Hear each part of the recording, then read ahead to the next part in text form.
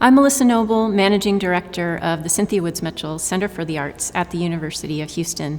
We are thrilled to host curator Jennifer Teets as a visiting scholar and to be the primary commissioner and supporter of Intimate Confession is a Project at the Blaffer Art Museum.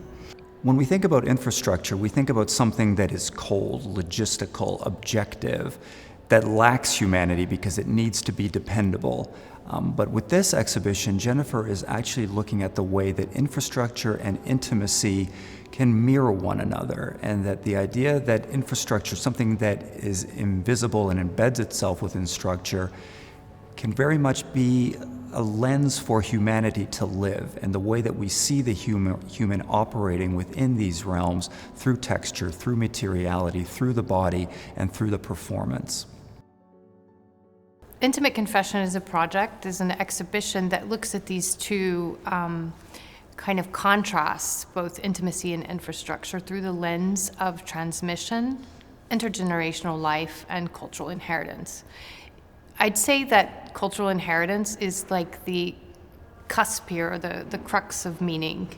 And then the kind of the mechanisms to arrive to cultural inheritance could be transmission and intergenerational life. So through the works of these 11 artists, we have contrast of material use and personal history, family ties, kinship, and those generate different forms of meaning through how they kind of erupt and they're becoming into the world.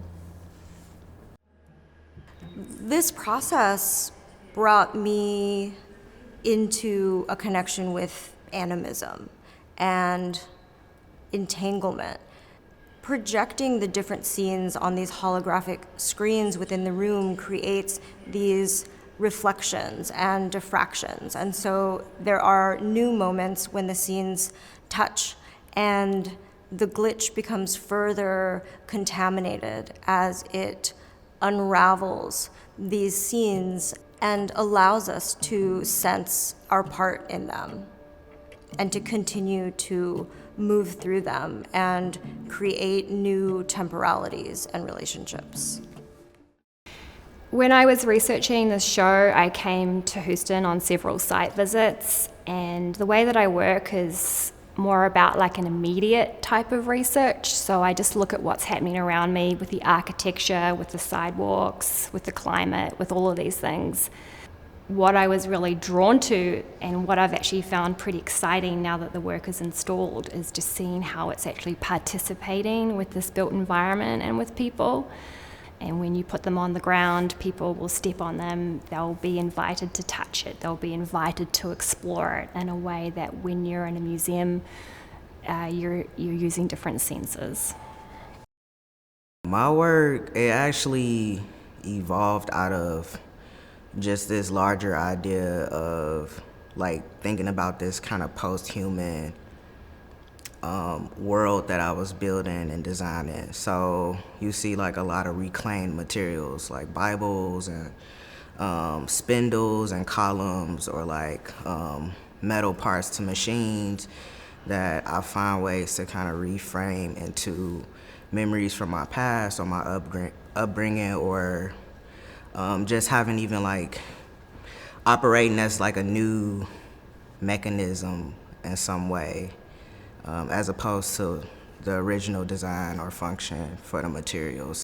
The ceramic and photo work where I have ceramics going through these images of the landscape and then also emerging from it, so they're going down into the ground and emerging from the ground. For me, that's really about giving a kind of visual to how we can think about what is below the surface. The works where I'm really making something out of there being an above and a below and an emergence and a submergence. That's about knowledge and creating knowledge in different ways and being comfortable with what's unknown within us and also within relationships with others.